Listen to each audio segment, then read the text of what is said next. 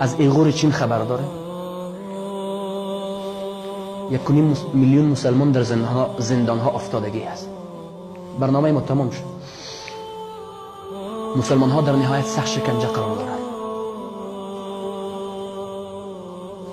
با مرمی کشته نمیشن، از طرف پای قطع میشن. در ایغور چین الله متعال عذاب را نازل کرده. در شهر وهان و یک شهر دیگه ایش موجود داره.